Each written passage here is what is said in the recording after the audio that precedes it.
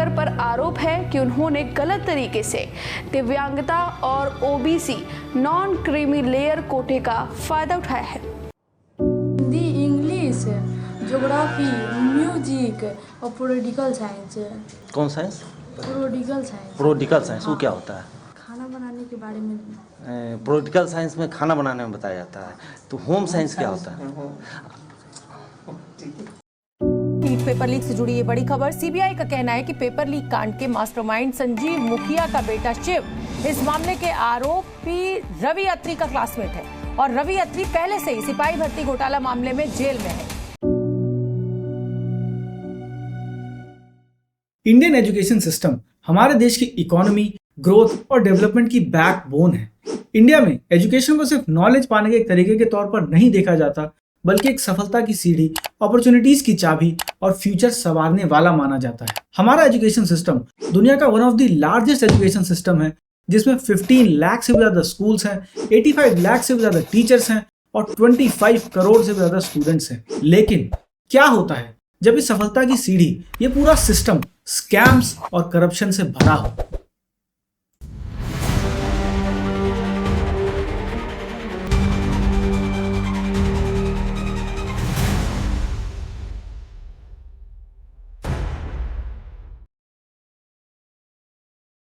तो शुरू से शुरू करते हैं। हमारे पेरेंट्स ने गवर्नमेंट स्कूल से स्कूलिंग की, गवर्नमेंट कॉलेजेस से अपनी हायर स्टडीज की और फिर अपनी अपनी फील्ड्स में जॉब्स की। लेकिन क्या आपकी और मेरी जनरेशन गवर्नमेंट स्कूल्स गई? मोस्टली नहीं, और जो गए भी वो कोई खुशी खुशी नहीं गए। गवर्नमेंट स्कूल्स का इंफ्रास्ट्रक्चर और उसकी रेप्यूटेशन साल दर साल गिरती रही है। नेशनल पॉलिसी ऑन एजुकेशन यानी एनपीई, जिसे पहली बार पब्लिश किया गया था 1968 में और फिर उसके बाद 1986 में और साल 2020 में इसमें रीइटरेशन यानी चेंजेस करके इसे फिर पब्लिश किया गया। इन तीनों रिपोर्ट्स में एजुकेशन बजट को 6% ऑफ द टोटल जीडीपी करने की डिमांड बार बार रखी गई और इन डिमांड्स के पीछे इन्होंने 4 रीजंस दिए। पहला रीजन है इम्प्रूव्ड लर्निंग आउटकम, जिसमें यह बताया गया है कि अगर ज्यादा इन्वेस्टमेंट एजुकेशन सेक्टर पर की जाती है तो गवर्नमेंट अच्छा इंफ्रास्ट्रक्चर, अच्छे रिसोर्सेज और सबसे जरूरी अच्छी टीचर ट्रेनिंग फैसिलिटीज दे पाएगी, जिसका फायदा अल्टीमेटली स्टूडेंट्स को होगा जो आगे चल के इस देश का प्रेजेंट बनेंगे। दूसरा रीजन है इक्वालिटी, जिसमें यह बताया गया है कि अगर सही फंडिंग एजुकेशन सेक्टर में होती है तो पिछड़े और गरीब लोगों को क्वालिटी एजुकेशन मिल पाएगी, जिससे उन्हें समाज में बराबरी का हक मिल पाएगा। तीसरा रीजन है कंप्लीट डेवलपमेंट, जिसमें यह बताया गया है कि एक वेल फंडेड एजुकेशन सिस्टम से स्टूडेंट्स की सिर्फ कॉग्निटिव स्किल्स यानी सोचने, समझने और याद कर पाने की क्षमता ही नहीं डेवलप होती, बल्कि उनकी क्रिटिकल थिंकिंग, क्रिएटिविटी और सोशल इमोशनल वेल बीइंग भी डेवलप होता है। इन शॉर्ट, उनका ऑलराउंड डेवलपमेंट होता है। चौथा रीजन है स्किल्ड वर्कफोर्स, जिसमें यह बताया गया है कि अगर स्टूडेंट्स को रेलेवेंट और रिक्वायर्ड स्किल्स और नॉलेज दिया जाएगा जिसकी जरूरत कंपनीज को है, तो हमारा एजुकेशन सिस्टम अलग अलग फील्ड्स में नौकरियों की बढ़ती डिमांड को अच्छे से पूरा कर पाएगा, जिससे हमारे देश को वर्ल्ड लेवल पे कॉम्पिटिटिव एज मिलेगा और हमारी इकोनॉमी और अच्छे से ग्रो कर पाएगी। ये चारों रीजंस देके एनपीई एम्फसाइज करता है कि हमारे देश के जीडीपी का 6% हिस्सा एजुकेशन सेक्टर पे खर्च होना चाहिए, लेकिन आज तक हमारा education budget 6% of the total GDP के आसपास भी नहीं रहा है।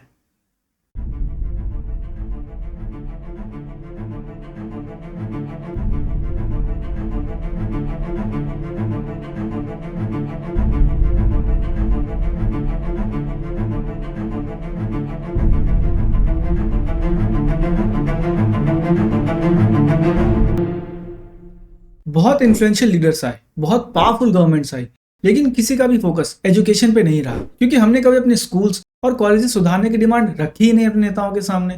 तो वो क्यों टेंशन लेते? और इन सब का फायदा उठाया प्राइवेट प्लेयर्स ने। पिछले 20-25 साल में धड़ल्ले से प्राइवेट स्कूल्स और यूनिवर्सिटीज खुले और अभी भी खुले जा रहे हैं। इंडिया में एक एजुकेशनल इंस्टीट्यूशन खोलने का प्रोसेस इतना भी आसान नहीं है कि आपने एक प्राइवेट लिमिटेड कंपनी रजिस्टर की और स्कूल खोल दिया। यहाँ एक एजुकेशनल इंस्टीट्यूशन प्रॉफिट कमाने के लिए काम नहीं कर सकता। यानी अगर आपको यहाँ पे एक एजुकेशनल इंस्टीट्यूशन खोलना है तो आपको एक नॉन प्रॉफिट ऑर्गेनाइजेशन खोलनी होगी, जिसका मकसद प्रॉफिट कमाना नहीं बल्कि लोगों की सेवा करना होगा। बट ये प्राइवेट स्कूल्स कैसे सेवा कर रहे हैं वो तो हमें पता ही है।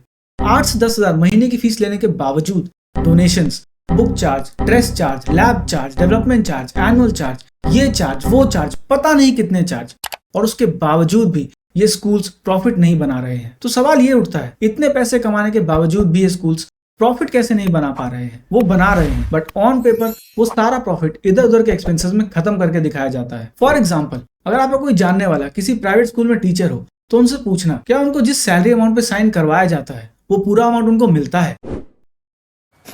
कई टीचर्स का साइनिंग अमाउंट 25 से 30 हजार होता है, बट उनको मिलते 10 से 12 हजार ही है। कई स्कूल्स और भी तेज होते हैं, वो अपने टीचर्स के नाम का बैंक अकाउंट खुलवाते हैं, उसकी चेकबुक, एटीएम कार्ड सब कुछ अपने पास रखते हैं। टीचर्स की सैलरी चेक के थ्रू उन अकाउंट्स में डिपॉजिट करवाई जाती है और शाम को एटीएम से या नेक्स्ट डे चेक से वो सारा अमाउंट निकलवा लिया जाता है और टीचर्स को उनकी सैलरी कैश में दे दी जाती है। अब आपको लग रहा होगा कि अगर ऐसा हो रहा है तो सरकार इस पे एक्शन क्यों नहीं लेती? कैसे लेगी? उसी सरकार में बैठे एमपीज और एमएलएज इन प्राइवेट स्कूल्स के ट्रस्टीज होते हैं और इस धांधली का बहुत बड़ा कट उनके जेब में भी जाता है। तो वो क्यों एक्शन लेंगे? वो क्यों गवर्नमेंट स्कूल्स ठीक करेंगे? उससे ना उनको वोट्स मिलने हैं और ना ही उनकी जेबें गर्म होनी है, तो फालतू मेहनत क्यों करनी?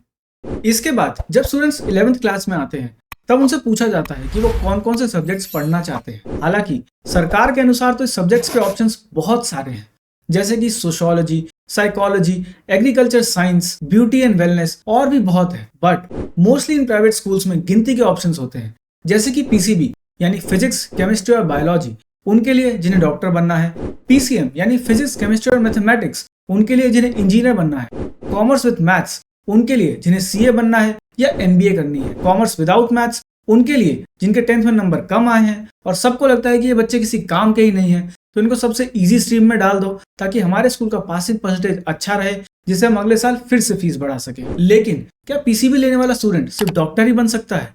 पीसीएम लेने वाला स्टूडेंट सिर्फ इंजीनियर ही बन सकता है? कॉमर्स लेने वाला स्टूडेंट सिर्फ सीए या मैनेजमेंट फील्ड में ही जा सकता है? ऐसा नहीं है, हजारों ऑप्शंस होते हैं। मिसाल के तौर पर अगर बात करें तो पीसीबी लेने वाले students doctor, agriculture scientist, marine biologist, microbiologist, zoologist, botanist और भी बहुत कुछ बन सकते हैं। बट इनमें से कितनों के बारे में हमने सुना है? सवाल ये है, हमारे पेरेंट्स को और हमको इनकी जानकारी ही नहीं होती, जिसका फायदा प्राइवेट स्कूल्स बहुत अच्छे से उठाते हैं। उनके पैसे बचते हैं ज्यादा ऑप्शंस ना देकर, क्योंकि अगर ज्यादा ऑप्शंस रहेंगे तो उनको सबकी क्लासेस करवानी पड़ेगी, जिसके लिए स्पेसिफिक टीचर्स रखने पड़ेंगे। बट स्टूडेंट्स तो उतने ही हैं, यानी एक्स्ट्रा कॉस्ट बट कोई एक्स्ट्रा रेवेन्यू नहीं। और स्कूल वाले कोई समाज सेवा तो कर नहीं रहे जो अपना नुकसान सह के ये बच्चों का भला सोचेंगे। इनकी इस धांधली की वजह से हम अपने करियर के एक इंपॉर्टेंट मोमेंट पे वैरायटी ऑफ फील्ड्स के इंफॉर्मेशन से वंचित रह जाते हैं। अब इन सब के बाद स्टूडेंट्स 12th पास करके कॉलेज के एंट्रेंस एग्जाम्स की तैयारी करते हैं, डॉक्टर बनने के लिए नीट की, इंजीनियर बनने के लिए जेई की, बाकी कुछ ग्रेजुएशन करके गवर्नमेंट जॉब्स के लिए एसएससी, यूपीएससी जैसे एग्जाम्स की तैयारी करते हैं और बचे कुछ एमबीए करने के लिए कैट की तैयारी करते हैं। वैरायटी ऑफ फील्ड्स के बारे में लैक ऑफ इंफॉर्मेशन होने की वजह से इन कुछ गिनी चुनी फील्ड्स में इतनी ज्यादा भीड़ हो जाती है कि कैट 2023 में 3,28,000 स्टूडेंट्स ने फॉर्म भरा था उन 5,100 आईएम्स की सीटों के लिए। जेई 2023 में 11,13,000 स्टूडेंट्स ने फॉर्म भरा था उन 17,385 आईआईटीज की सीटों के लिए। नीट 2023 में 20,36,000 स्टूडेंट्स ने फॉर्म भरा था उन 48,012 गवर्नमेंट कॉलेजेस की सीटों के लिए। अगर इनका परसेंटेज निकाला जाए तो कैट में पासिंग परसेंटेज था 1.55%, जेई में 1.56% और नीट में 2.36%। इनसे भी ज्यादा बुरा हाल था गवर्नमेंट जॉब्स में। यही परसेंटेज था यूपीएससी में 0.085% और एसएससी में 0.068%, मतलब ना के बराबर। इन कॉम्पिटिटिव एग्जाम्स में फेल होने की प्रोबेबिलिटी पास होने से कई गुना ज्यादा है, जिसका अंदाजा स्टूडेंट्स को, उनके पेरेंट्स को और कोचिंग इंस्टीट्यूट्स को भी है। इस लेवल ऑफ कंपटीशन से बचने के लिए कुछ स्टूडेंट्स और उनके पेरेंट्स शॉर्टकट ढूंढते हैं, जिससे शुरुआत होती है और भी बड़े स्कैम्स और करप्शन की। नीट 2024 स्कैम, पूजा खेड़कर कंट्रोवर्सी, रूबी राय करप्शन केस, व्यापम स्कैम और भी बहुत सारे एग्जाम्पल्स हैं और साल दर साल इनकी गिनती बढ़ती जा रही है, क्योंकि एजुकेशन नॉन प्रॉफिट सिर्फ कागजों पर रह गया है। रियलिटी में इससे बड़ा कैश काउ है ही नहीं। इस साल सिर्फ 3 एग्जाम्स जेई, नीट और सीयूईटी में ही 50 लाख स्टूडेंट्स ने फॉर्म भरा था और ऑन एन एवरेज एक स्टूडेंट से 1,000 रुपए लिए गए एप्लीकेशन फॉर्म्स को भरने के लिए। अब इसका हिसाब लगाया जाए तो 50 लाख मल्टीप्लाई बाय 1,000 होते हैं 500 करोड़ रुपए। अब इनमें से कितने खर्च हुए होंगे एग्जाम्स कंडक्ट करवाने में, उसका डेटा कहीं अवेलेबल नहीं है। और तो और ये एनटीए हो गया, स्कूल्स हो गए, कॉलेजेस हो गए या फिर कोई भी एजुकेशनल इंस्टीट्यूशन हो गया, ये इनकम टैक्स के अंदर भी नहीं आते, यानी इनको कोई टैक्स नहीं भरना होता। और हम लोगों को पहले इनकम टैक्स देना होता है, कुछ भी खरीदने पर जीएसटी देना होता है, कुछ भी बेचने पर शॉर्ट टर्म या लॉन्ग टर्म गेन्स टैक्स भरना पड़ता है, जिससे हमारी टोटल कमाई का 60 से 70% हिस्सा सिर्फ और सिर्फ टैक्स में जाता है। और उसके बदले में हमको क्या मिलता है? ना अच्छे सरकारी स्कूल मिलते हैं, ना अच्छे सरकारी हॉस्पिटल मिलते हैं, ना अच्छी सड़कें मिलती हैं। खैर, टॉपिक पे वापस आते हैं। तो इस साल ये 3 एग्जाम्स जेई, नीट और सीयूईटी कंडक्ट करवा के एनटीए ने 500 करोड़ रुपए कमाए, जो पूरे के पूरे ये तीनों एग्जाम्स अच्छे से कंडक्ट करवाने में खर्च होने थे। पर लगता है 500 करोड़ भी कम पड़ गए एनटीए के लिए एक फ्री और फेयर एग्जाम करवा पाने में। नीट 2024 में हुई धांधली को मैं ऑलरेडी कवर कर चुका हूँ इस वीडियो में। आप आई बटन पर क्लिक करके ये वीडियो चेकआउट कर सकते हैं। पहले स्कूल की लूट, फिर कोचिंग इंस्टीट्यूट्स की लूट और फिर एप्लीकेशन फॉर्म्स की लूट। उसके बाद भी जब कोई स्टूडेंट मेहनत करके ये कॉम्पिटिटिव एग्जाम्स क्रैक करता है तो फिर शुरू होती है कॉलेजेस की लूट।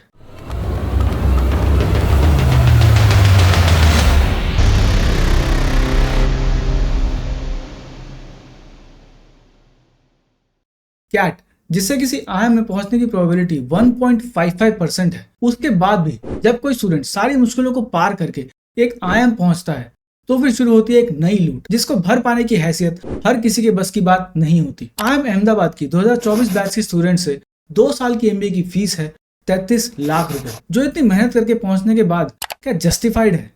आईआईएम अहमदाबाद में टोटल 398 सीट्स हैं सिर्फ एमबीए के लिए, और साल 2021-22 में वहां से एमबीए की फीस थी 28 लाख रुपए। अगर अब इसका हिसाब लगाया जाए तो साल 2021-22 में आईआईएम अहमदाबाद ने 14 लाख लिए 2021-22 बैच के स्टूडेंट से, यानी 398 स्टूडेंट से, और 14 लाख लिए 2020-21 के बैच से स्टूडेंट से, यानी 398 स्टूडेंट्स। और इसका हिसाब किया जाए तो 398 multiply by 14 plus 398 multiply by 14 यानी 111 करोड़ 44 लाख रुपए। अब सवाल ये है, क्या ये सारे पैसे स्टूडेंट्स पे खर्च होते हैं? नहीं। यह है आईआईएम अहमदाबाद की 2021-22 की बैलेंस शीट, जिसमें आप देख सकते हैं कैसे हमारे फीस के दिए हुए पैसे गवर्नमेंट सिक्योरिटीज, बॉन्ड्स और एफडीज में इन्वेस्ट किए जाते हैं, जिससे मार्केट में लिक्विडिटी और गवर्नमेंट के फिस्कल डेफिसिट को फंड किया जाता है। फिस्कल डेफिसिट अगर आपको नहीं पता तो आसान शब्दों में समझाऊं तो जब सरकार का खर्चा उसकी कमाई से ज्यादा होता है तो उस कंडीशन को फिस्कल डेफिसिट कहते हैं। लेकिन क्या हमारे टैक्स के पैसे पूरे नहीं पड़ते इसको फंड करने के लिए? क्या एजुकेशनल इंस्टीट्यूशंस को टैक्स करके ये कमी पूरी नहीं की जा सकती? सवाल कई हैं, पर कुछ होगा नहीं, क्योंकि एजुकेशनल इंस्टीट्यूशंस तो हमारी सेवा के लिए हैं, वो प्रॉफिट थोड़ी ना कमाते हैं। देखो, ये तो थी हमारे एजुकेशन सिस्टम की हार्श रियलिटी, जिसके बोझ तले मिडिल क्लास दब रहा है। लेकिन कोई भी चीज पूरी तरह सही या पूरी तरह गलत नहीं होती। उसी तरह हमारा एजुकेशन सिस्टम भी पूरी तरह गलत नहीं है। इसकी अपनी ही कुछ खूबियां हैं, जैसे कि अगर हम मेहनत करके किसी अच्छे कॉलेज में एडमिशन लेते हैं तो वहां से प्लेसमेंट मिलना लगभग गारंटीड होता है, जिससे हमें नौकरी के लिए यहाँ वहां भटकना नहीं पड़ता। और तो और, अगर मैं आपको अपने एक्सपीरियंस के अनुसार बताऊं तो आईआईएम्स में एक रूल होता है, द 2/3 रूल, यानी अगर किसी कंपनी को किसी आईआईएम में हायरिंग के लिए आना है तो उस आईआईएम की फीस का 2/3 अमाउंट से कम का पैकेज लेके वहां नहीं आ सकती। फॉर एग्जाम्पल, अगर किसी आईआईएम की फीस है 15 लाख रुपए और किसी कंपनी को वहां हायरिंग के लिए जाना है तो 15 लाख का 2/3 यानी 10 लाख रुपए से कम का पैकेज लेके वहां नहीं जा सकती। और ये तो मिनिमम बार है, मैक्सिमम तो कितना भी हो सकता है। ऐसे ही बहुत फायदे हैं जिसका एहसास हमारे पेरेंट्स को है, जिस वजह से ये जानते हुए भी कि ये स्कूल वाले, ये कॉलेज वाले सब उनको लूटेंगे, वो फिर भी अपने बच्चों को वहां पढ़ाते हैं, क्योंकि एजुकेशन हमारे देश में अपने बच्चों का फ्यूचर सिक्योर करने के लिए सबसे रिस्क फ्री रास्ता है। तो आज की वीडियो यहीं खत्म करते हैं। मैं और भी फैक्ट्स बताना चाहता था, बट फिर ये वीडियो बहुत लंबी हो जाएगी, तो वो सब किसी और वीडियो में डिस्कस करेंगे। इस वीडियो में बताए गए फैक्ट्स जहां से लिए गए हैं उनका लिंक मैंने डिस्क्रिप्शन में दे दिया है, आप चेकआउट कर सकते हैं। और हाँ, वीडियो अच्छी लगी हो तो लाइक कर देना, चैनल को सब्सक्राइब कर लेना, और हाँ, बेल आइकन में दबा देना। Thanks for watching.